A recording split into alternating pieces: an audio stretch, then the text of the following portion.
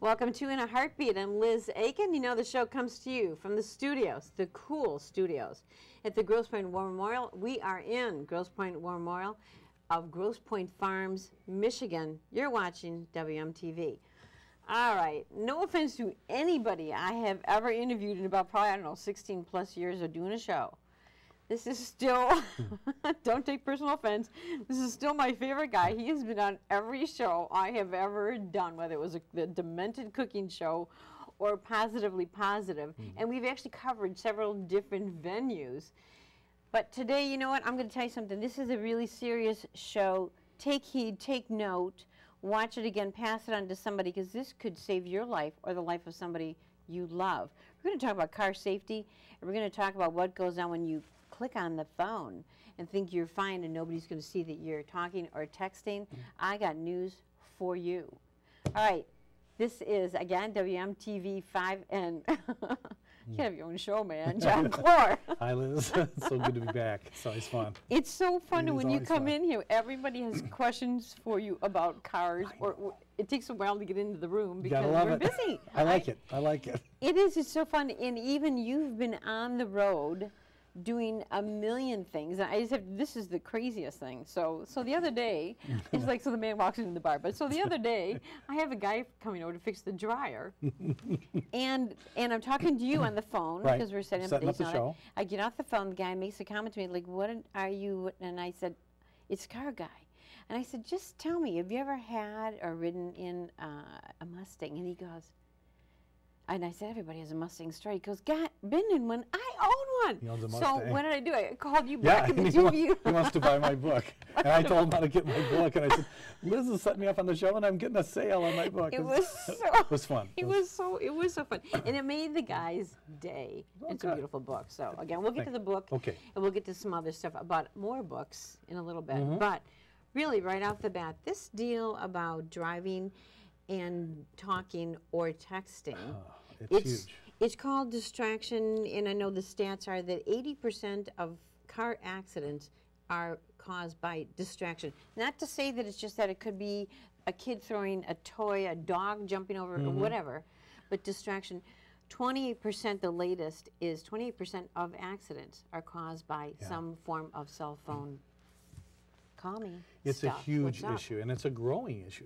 As more and more people get accustomed to having that cell phone on, and we live with our cell phone. We do. We can't part with it when we get in the car and get behind the wheel. And I know that everybody who's watching has had an incident, and it'll happen this week, that you're going to be driving somewhere, and someone in front of you or next to you is going to look like they're getting close, or they're not paying attention to the road ahead. And when you look at them, they're trying to text or they're on the cell phone. I mean, I'll admit, I was one of the first people that wanted the bumper sticker that said, hang up and drive. Oh, really? Yeah, oh, yeah, I wanted that bumper sticker. But after a while, when texting became big, it's more of an issue. It's one thing to flip the phone open and keep your eyes on the road and drive ahead. It's another thing to look down and push buttons. And I think now that we're having highway deaths, young people are getting injured and getting killed in accidents. Catastrophic. And you know, and I'm finding that when I'm on the road a lot, it's not just young people. Everybody is on their cell phone when they're driving. You know, and that's funny because that's actually another statistic. And listen to this: October 21st, this year, 2010,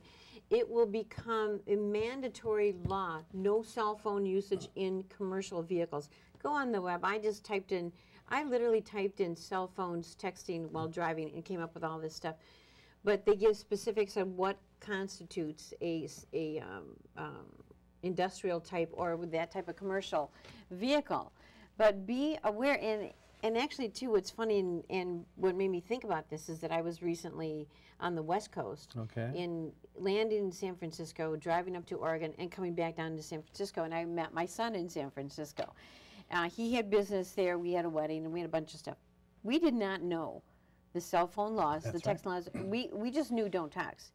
But what we did is, as we hit San Francisco, he called one of the guys at his office Find the and local said, law. yeah, they said, oh no. No handheld at all. No handheld at Okay. all, right? Which is perfect because I had, you know, I had my cell phone and that type of thing. And he could set up the driving thing on his phone, set it down, there was the end of it. Okay, okay. And when we hit Oregon, I called my brother and he said to me, Liz, if you're holding that phone, put it down right now. Yeah, Off. yeah. But I was, you know, getting passengers. So Well, you got to know your laws. It's more than that, Liz. I think right now is what's happening is that people just don't pay any attention to the fact that this phone is a driving distraction. They think they can drive fine. They think, well, I'll look every few seconds. I have no Oh my problem. I can do this. no.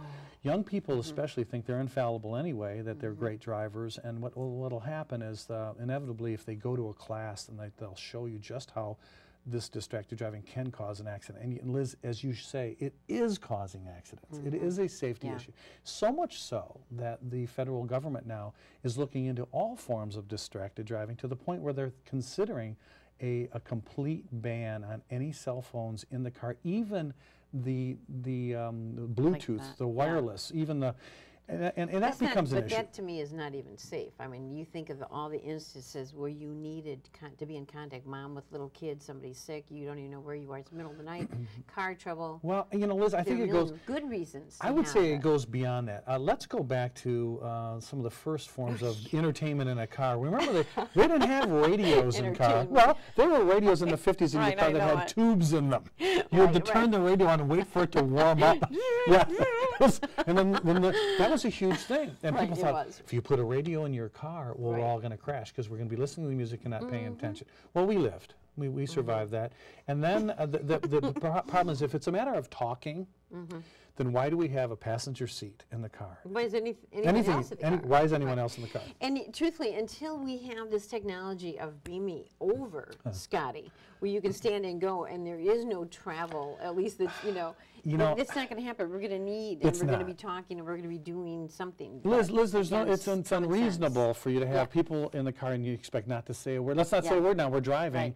So the government's saying, well, no, and the government's saying, well, the wireless systems. Now, the manufacturers are addressing this right now. There is a system that Ford is using called Sync, and that system is completely hands-free. You actually use your phone, program it into the car, and once you start driving, you can say, call Liz, and it'll dial you without taking my hands off the wheel.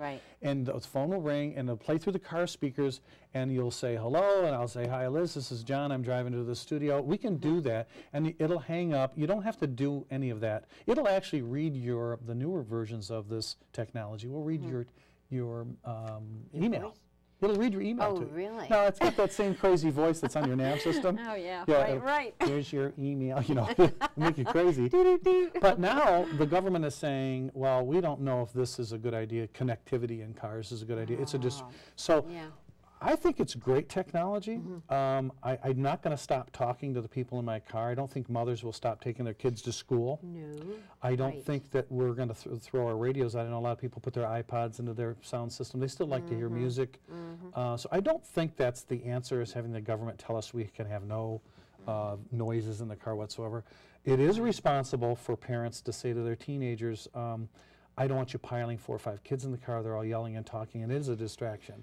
You notice that the accident rate, how they figured this out, I'm not sure, but the accident rate for young drivers under the age of 25 with 2 or more passengers in the car is higher than with just 1 passenger. Really? Which is why when it's it's a distraction. If you have a couple of people in the back seat and they're talking, or their turn here, or it's a distraction. I understand all that. I certainly don't want the government legislating that I can't take, or my son, or any teenager can't take their friends along.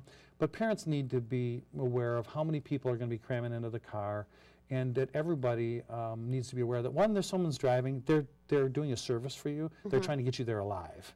And you really need to not bother the driver if that's the case. Do I like texting? I'm not fond of it. I think someday they're going to make a device where you can just talk into it. You won't have to type. No, you can. It's called a telephone. Right. Oh, I got to tell you this. When I was at the Detroit News, I worked at the Detroit. How I met my wife was there was a system in place where the computer room, which she worked, and I was in the editorial office. the editorial computer would go offline, and they would ring the phone once, and that one ring would mean get up out of your chair and go reboot the computer.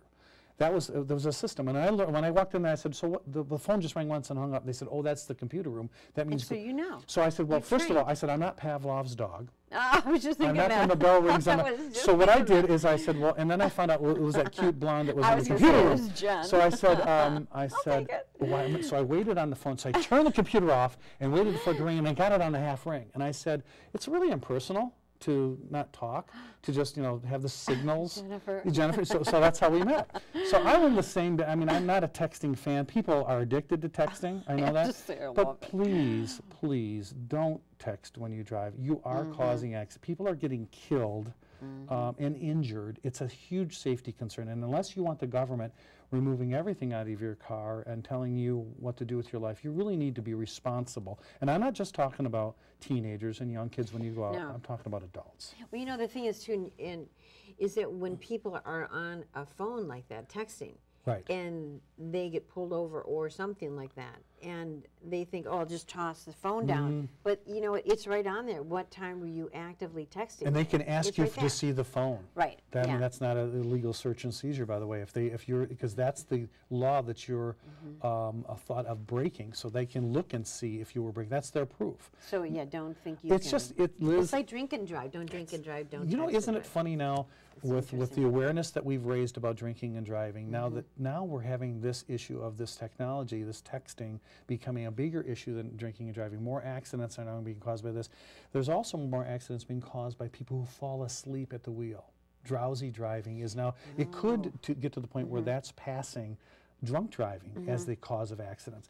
People need to understand that driving a Seriously. car is it's a huge It's a major- responsibility. You have a lethal weapon. That's a big, heavy piece of machinery that could kill someone. So you need to be awake. If you're too tired to drive, take a break. If you've been drinking, don't drive. And for crying out loud, your text message can wait. You can wait. Or consider some of the new connectivity that's being used in cars. OnStar, General Motors is expanding the capacity of that system to handle connectivity with phones and the web, Right. and the new sync system. Other manufacturers now are going to jump in this. The question is, does the government think that all of talking, any speaking, the radio, everything's a distraction? Because we talked about That's something. too scary. It I is, mean, because that to me is. to me, I don't want that happening. So No, if it's not you safe. if your friends and neighbors don't want it happening to them, the time now is to really clamp down, show some responsibility. Tell your kids, your friends and your neighbors, don't tolerate texting when you're driving. I note that today, when I drive to work later today, or wherever I drive today, I will see someone on the phone, a handheld phone. Oh yeah, you know that. It's going to happen, and you're Yeah. going to see them texting. And it's time that I think the awareness level needs to get to the point where people are being hurt and killed. It's going to affect your insurance rates. It could affect your life. It totally. It's time to put that down. But we talked about something else that's in the Yeah. car that I just told you I can't live without now is my nav system. I can't Yeah, live so without. okay, now, so nav means navigation system. All right, so explain this for somebody who doesn't have one or who has an older car. What's the deal? What's the purpose? Well, the nav system, the portable systems are so popular now. It's a great Christmas gift. You can get them for like between $100 and $200, and they're basically a small little touch screen that you suction cup to your windshield or Yeah. somewhere on the dashboard. You program in, you type in an address, and it'll take you the fastest route to this address. You don't have to get on MapQuest anymore. You don't have to read a map. I know you're a MapQuest girl. Oh God! You Oh, love because I don't know MapQuest. what I'm doing. You're driving and you go, okay, Okay, there's a Well, distraction right there. You know, that's Now, absurd. nav systems have a small screen, and you can have voice controls. So if you don't want to be staring at the Yeah. screen, which is smart, Very turn smart. it on voice, and it will say in a very nice computer voice. I pick a female voice because I'm used to my wife telling me how to Wow. drive. She says, I she like always that. says, turn back there, which at that point is too late. late. Yeah, I could, and then why did you miss the turn? Wait, But could the- you pick like some really cool singer Well, and have them sing the that stuff would you be told great. on it, you know? For my nav system, I pick a British female voice, and it'll say, you know, in 1/4 mile, this is your exit. So, And it'll tell, it'll tell you, I just wanted something cool. And it's a James great Bond. system. The problem is when people start looking at the map, Oh, yeah, typing in trying the to address write. while they're driving. you got it. Some states have laws which you cannot put your nav system right up on the dashboard in front of your face because it's Right. affecting your visibility. Right, These are, exactly. and playing with that system, that's why if you have a passenger in the car, you tell them, hey, look, here's the address. Go log this in and put it in Like the from a navigator. What's the big deal? nav. Just have somebody else, whether it's a machine or a human, have Or somebody like else. it is, like, let's say, Liz, you're waiting for a very important phone call and you have your handheld I know. and the phone rings and you think it could be at, you know, before you return that call, find a place where you can pull off safely, get off the road, you know, pull into a parking lot and then go back and check that call then. It's the same with the nav system. Now, let's go back to the history of the navigation system. It first appeared in rental cars. The Hertz, Oh, really? Yeah, the Hertz Motor Car Company was the first one. They put that in rental cars because here you are in a strange city. Yeah. You don't Where know am I? the roads. So it was a way for you to type in wherever your meeting was or your convention, and that would navigate to the, you know, it was right in the car. And again, safely. Right. Because if you got there safely, generally speaking, they would have a car to use for the next customer. Otherwise, if you didn't know where you're going, you're turning, you're looking at a map, you're in a car. Now, and or a tree. this is exactly how it became a feature because now people rented this at such so often. They said, well, you know, maybe this is something everybody wants and needs. right. Now, we used to tease about it. We'd get in our car. It was called Never Lost. Was the name of their system. It was you never lost. You never lost with their system. Like that. And I was always lost. See, I'm directionally challenged.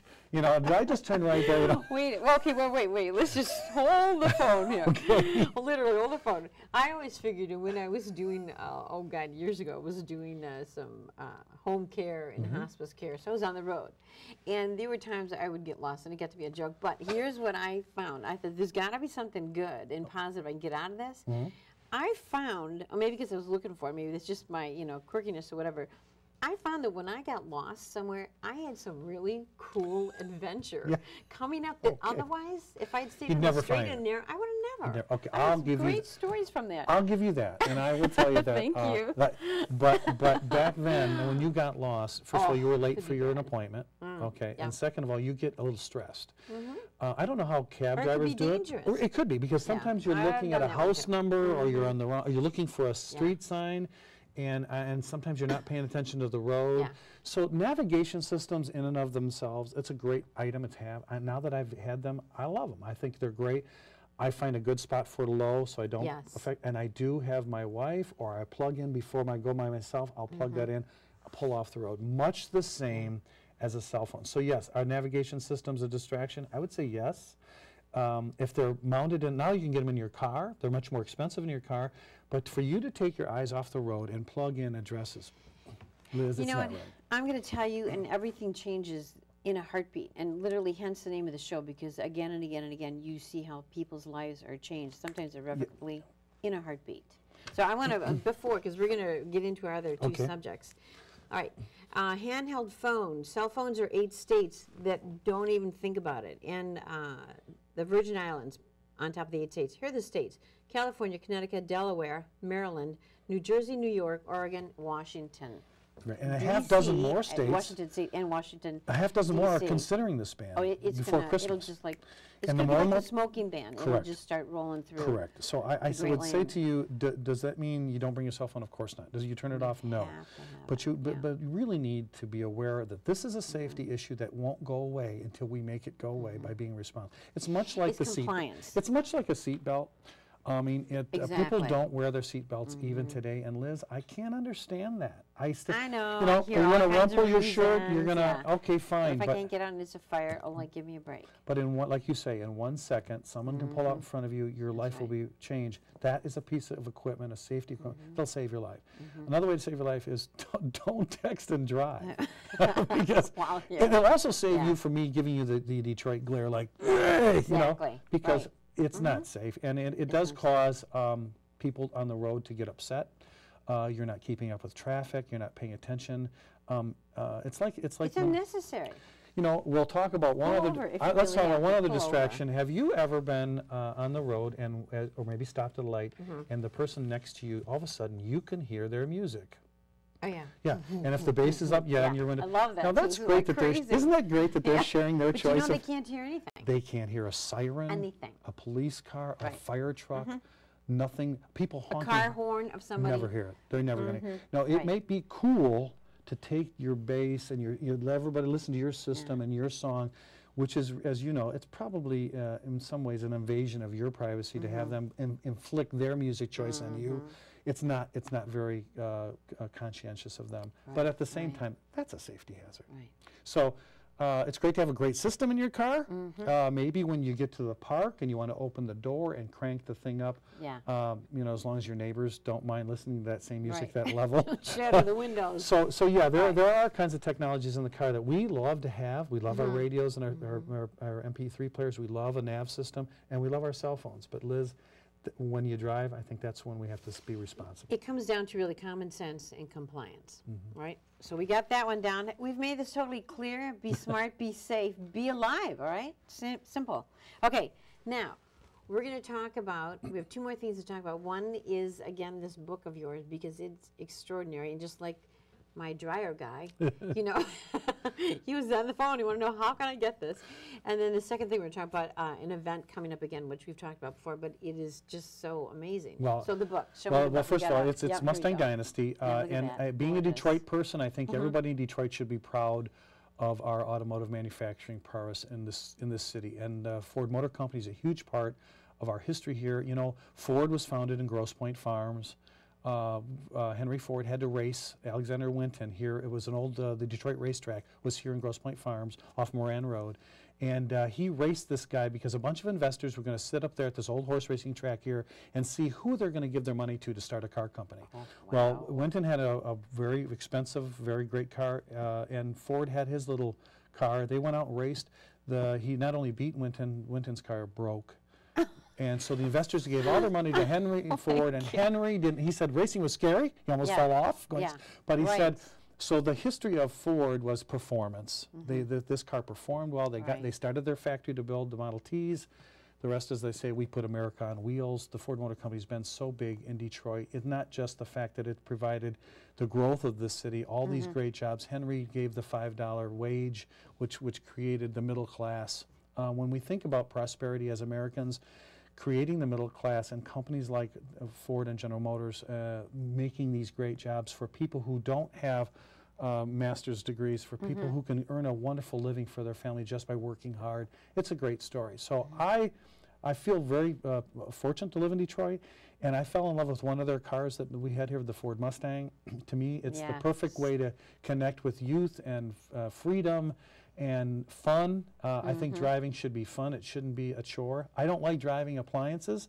There's a lot of people, and I don't like, you know, here's what I tell. We were talking about that before the show. Here's what I say. Names. There's some no, I'm not going to say which cars, and I'm not going to say all imported cars are appliances, but I will say this. I will say this, that the reason I like the Mustang is it's so much fun, and I get a joy out of driving.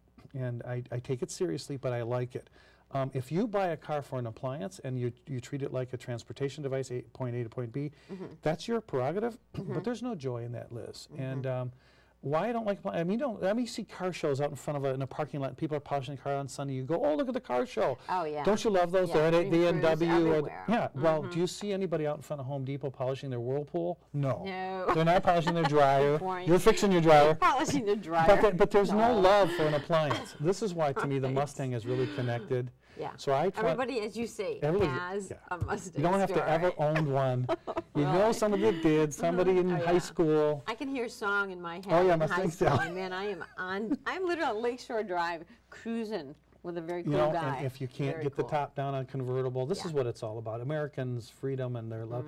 And the car was named when a young designer drove across country to go to California to a design studio, and he saw wild Mustangs running across the plains on one of our interstates. And he said, you know, and it kind of hit him, wow, the freedom of this country and the freedom of driving. We're so lucky to be able to have this freedom of mobility.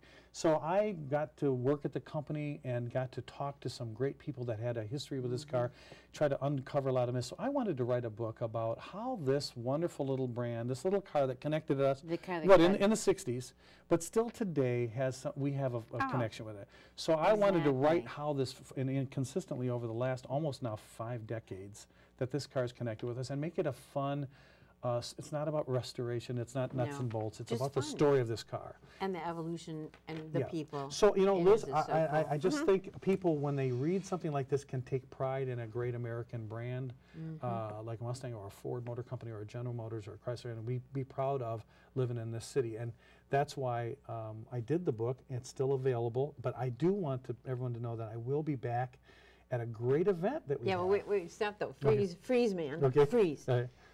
The website for the book. People have questions about the book. Right Give now, me your I website. do have my blog. You Yeah. can go to carsandcontext.com and find out about my background. The book is available on MustangDynasty.com. You can go to that to read all about the book. All right, Mustang Dynasty. It's still available on .com. Amazon. I sell the collectible edition that's on Amazon. Okay. But there's two ways to get it. The SVTOA is the Special Vehicle Team Owners Association. SVTOAstore.com has the book. I'll sign it off that website. Or you can call Ford Racing at 1-800-FORD-SVT. As in special. All right, 1-800-FORD-SVT. You can call them. They have the book in stock, Okay. and they can have me sign it for them. So there's a lot of ways to get it. And if it's author signed, it's a special gift Yeah, for someone that it's really wants to know fabulous something book. I about a love it. fun American car like the Ford Mustang. Yeah. Excellent. That's why I Okay, wore my cool. Mustang shirt today. I know. I'm so proud of you. Very cool. We are coordinated. That's why we're coordinated. All right, color we've got coordinated. about a minute and a half to talk about the Skillman Library. It's the 5th I annual. Love it. It's yeah, really minute cool. And a half. Well, Rock it. in Detroit, we're lucky to have the home of all automotive journalism. And at the downtown, at the Skillman branch, which is on Gratiot, just behind CompuWare, they house all of the big threes.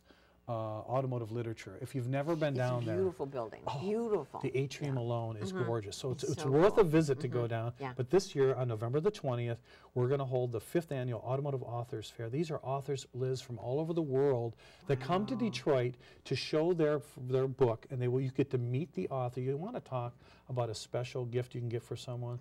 Go there and find some of these great books. Wayne State University Press is down there. This is your chance to find a real personalized gift. Find something that interests you about. It could be about the industry. It could be about the history. It could be about a new car like my Mustang Dynasty or Corvette or GTO. Yeah. You'll meet the author. They can have them hand sign your book. Meet these people. Visit this wonderful branch. It's a day really connecting with the industry. And it's November 20th, All right. downtown Detroit at the Skillman Library. And I encourage everyone to get down there. It's a beautiful. Plus, it's just a great spot, and it is And very people easy to find. people don't really realize we have a home for all the periodicals, all the manuals. It's the history of the automotive industry in Detroit, and it's right here in our own backyard. Right. Okay. Cool. Hey, Car guy. it's so much fun again. Hey, wait, Always. we're not out of time, are we? We are so out of Already? We're so out of here. Where's our engine to roll us out of That's the right, studio? rats. All Okay. right. So you got the news, John Clor, Car Guy, and it is carsincontext.com. Studio here, 881-7511. It's a 313-881-7511. You know, again, going back to safety, you know how important the safety is for all of us every single day. You know how, hence the name of the show, things change in a heartbeat. Be smart, be safe, be here. You know how important this is to John Clor? What do you think?